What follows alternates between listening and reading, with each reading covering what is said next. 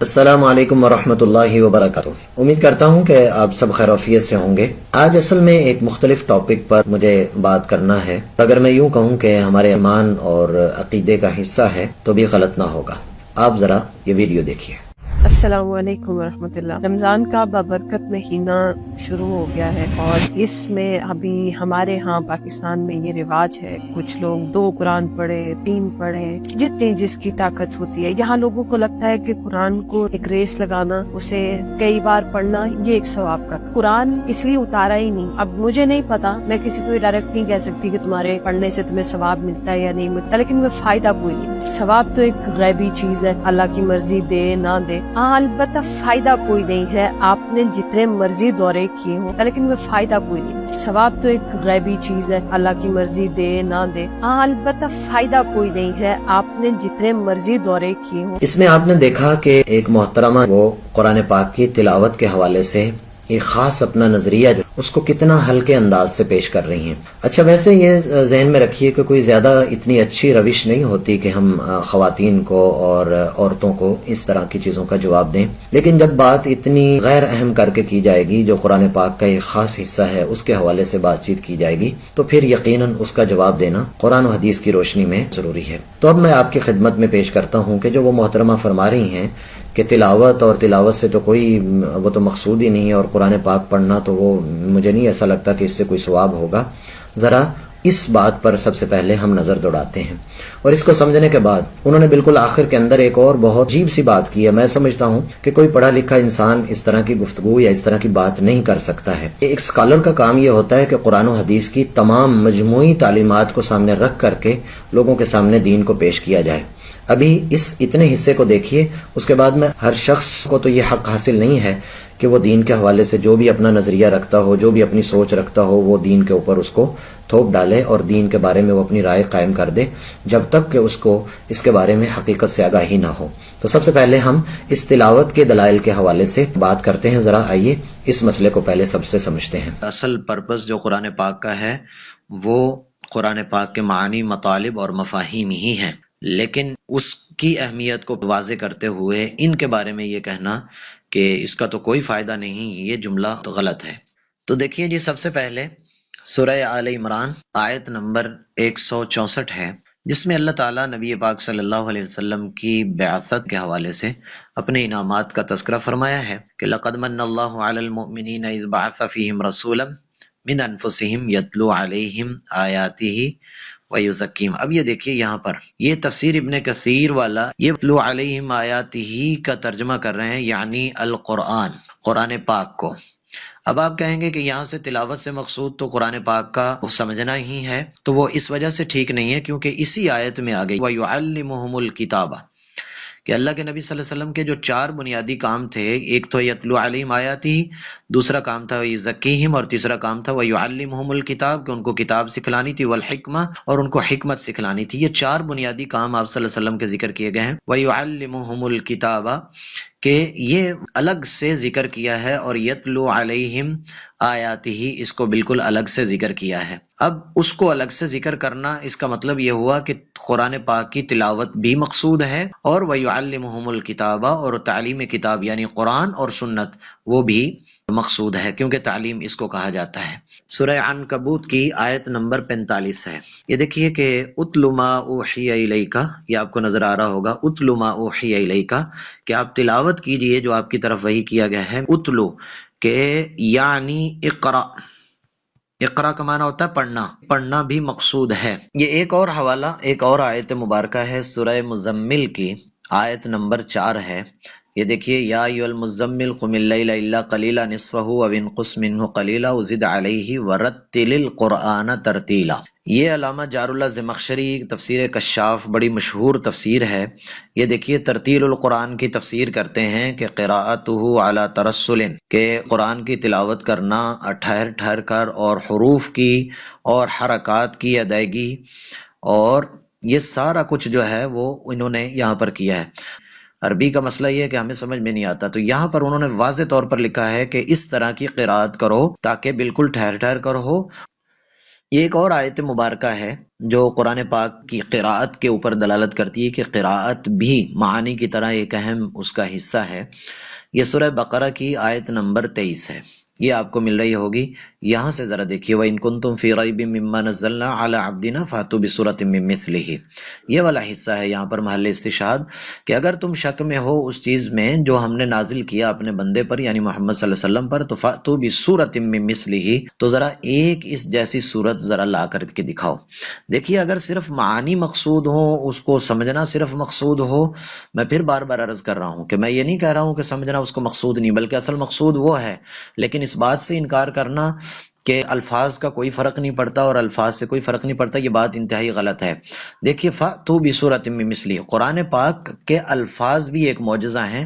ان عربوں کو چیلنج کیا گیا جو اپنی فصاحت اور بلاغت میں انتہا درجے کو پہنچے ہوئے تھے، اور وہ سمجھتے تھے کہ ہم سے زیادہ فصیح اور بلیغ کوئی شخص نہیں ہو سکتا، اور دوسرے لوگوں کو وہ عجم کہا کرتے تھے۔ تو فَأْتُوا بِسُورَةٍ مِّن مِّثْلِهِ، ان کو کہا گیا فَأْتُوا بِسُورَةٍ مِّن مِّثْلِهِ کہ اس جیسی کوئی صورت لا کر کے دکھاؤ۔ کیا صرف اگر معنی مقصود ہو تو معنی تو کسی بھی الفاظ کے ساتھ ادا کیے جا سکتے ہیں، معنی کا تو کوئی مطلب نہیں ہے، مطلب وہ اپنے انداز میں بیان کرے گا، لیکن جو قرآن کا اسلوب ہے، جو قرآن کی فصاحت اور بلاغت ہے، وہ چیلنج ہے اصل میں قرآن پاک کا، اور یہ رہتی دنیا تک آپ صلی اللہ علیہ وسلم کا معجزہ خالدہ ہے۔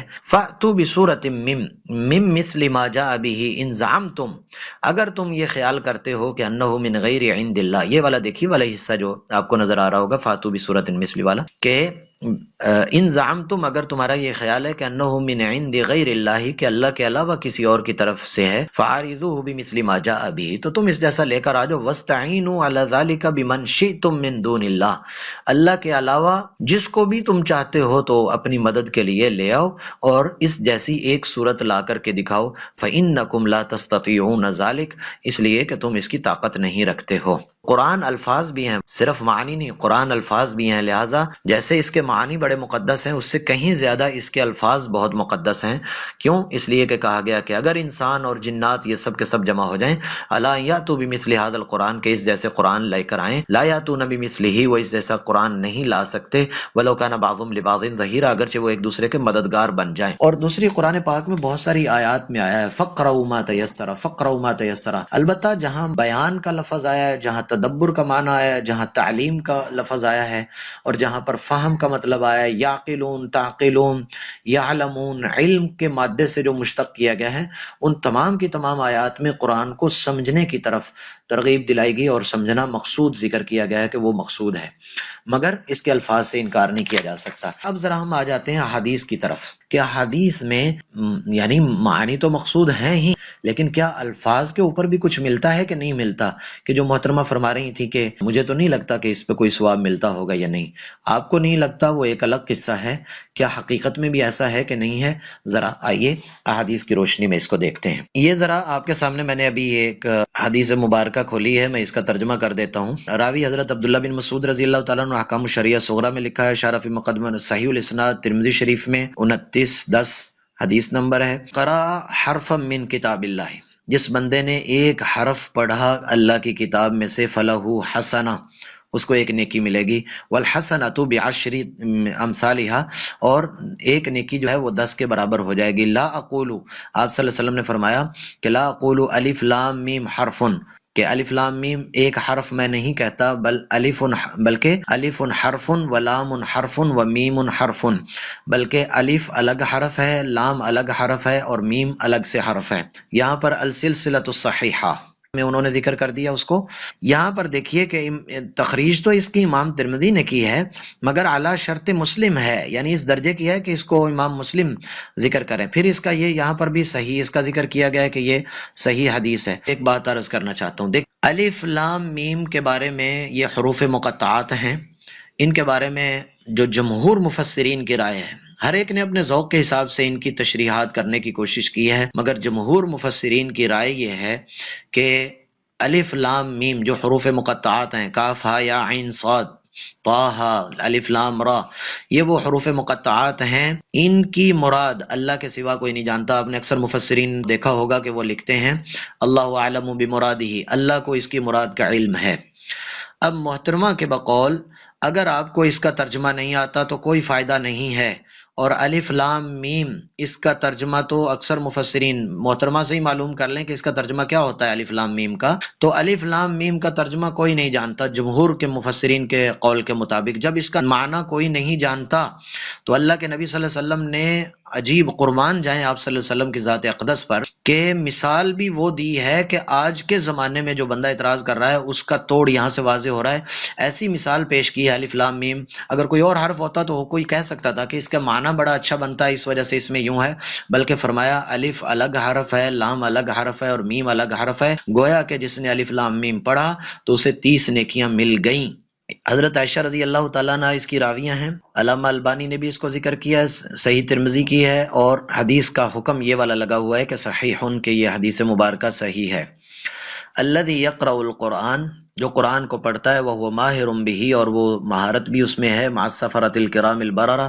والذی یقرأہ، پڑھنے سے فائدہ نہیں ہوتا نہیں. دیکھیے والذی یقرأہ، یہ اللہ کے نبی صلی اللہ علیہ وسلم فرما رہے ہیں جو پڑھتا ہے. قال ہشام وهو شدید علی، قال شعبہ وعلیہ شاق فلہ اجران، اور وہ اس پر مشقت والا ہوتا ہے، یعنی پڑھنے میں اس کو دقت آتی ہے اس کی زبان کی لکنت کی وجہ سے یا تصحیح الفاظ نہ ہونے کی وجہ سے، ادائیگی میں اگر اسے مشکل آتی ہے تو فلہ اجران، یہاں اس بندے کو ایک ثواب نہیں بلکہ دوہرا اجر ملے گا. یہ دیکھیے یہ حدیث مبارکہ ہے، بخاری شریف کی حدیث ہے، 50-56 حدیث ہے، اور ادھر 800 مسلم کی روایت ہے اور 50-56 یہ بخاری کی روایت ہے. حضرت عبداللہ بن مسعود رضی اللہ تعالیٰ فرماتے ہیں قال علی النبی صلی اللہ علیہ وسلم، آپ صلی اللہ علیہ وسلم نے مجھے فرمایا اقرا علیہ، میرے سامنے پڑھیے.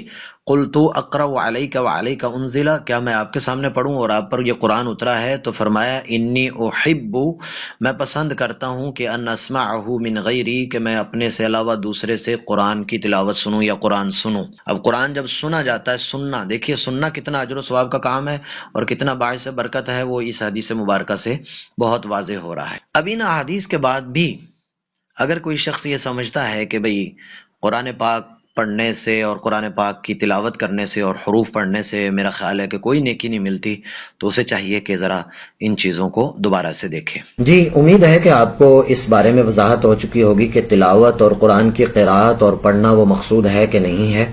اب ذرا اس ویڈیو کا اگلا حصہ دیکھیے. کچھ سمجھا ہی نہیں ہے اور آپ کو صرف خدا نخواستہ طور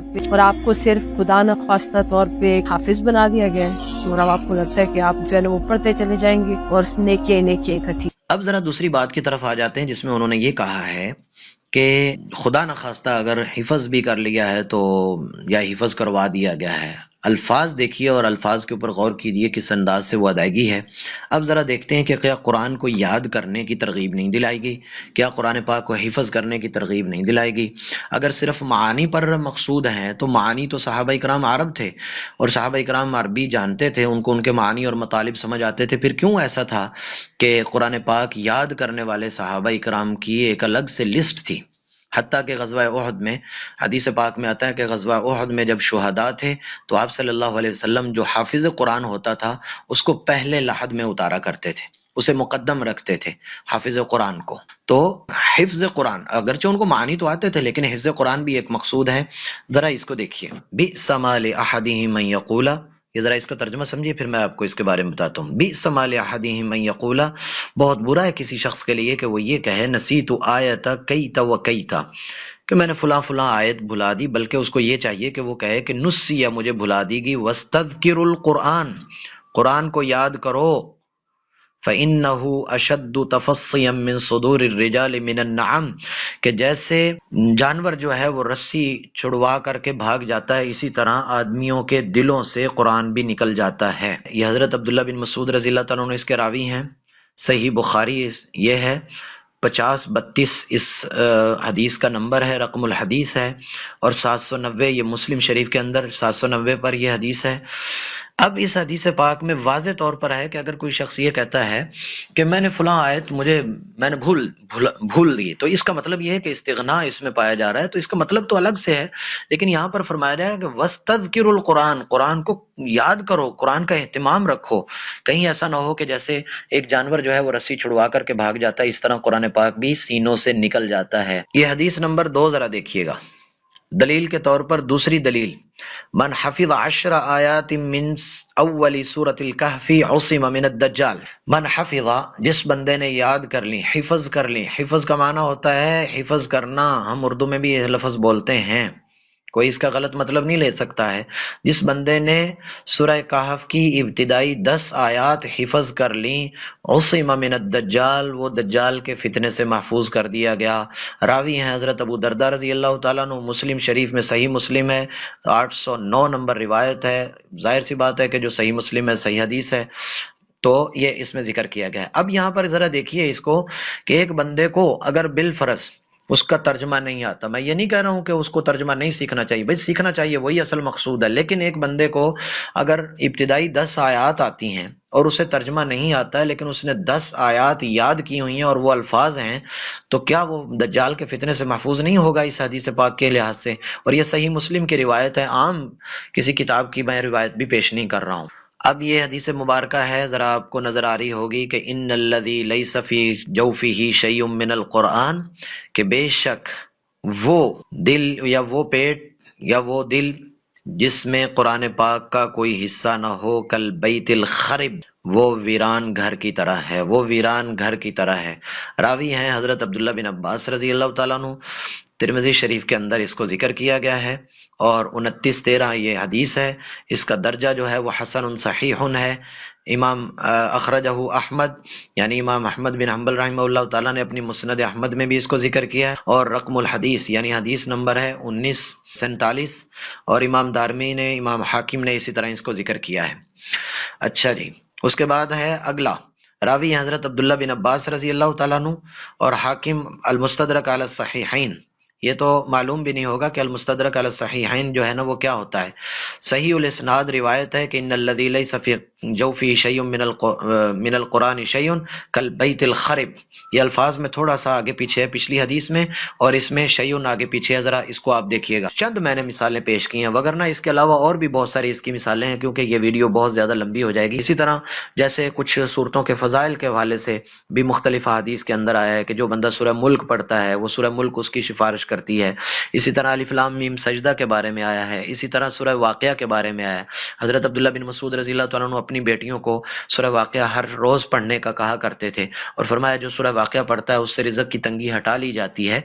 تو یہاں پر پڑھنا مقصد یہ ہے، پڑھنا وہ جو ہے وہ بھی مقصود ہے۔ تو میرا خیال ہے کہ درست نظریہ یا درست سوچ یہ ہے کہ یوں کہا جائے کہ اگرچہ مقصود تلاوت بھی ہے، اس پر ثواب بھی ملتا ہے اور اس کے لیے خوشخبریاں بھی ہیں، لیکن اصل مقصد قرآن پاک کو سمجھنا ہے کہ ایک مسلمان اس کو سمجھ سکے، اس میں کیا اصول ہیں، کیا ضابطے ہیں، ان کو جب تک نہیں دیکھا جائے گا تو قرآن کا یہ مقصد پورا نہیں ہو سکتا ہے۔ نہ یہ کہ آپ ایک چیز کی اہمیت کو بیان کرتے ہوئے کہ آپ فہم کو اور سمجھنے کی اہمیت کو بیان کرتے ہوئے دوسری چیز کو اگنور کر دیں اور اس کے بالکل اس کو کسی کھاتے میں نہ سمجھیں، یہ میرے خیال ہے کہ غلط ایک نظریہ ہے۔ اللہ تعالی ہم سب کو عقل سلیم عطا فرمائے۔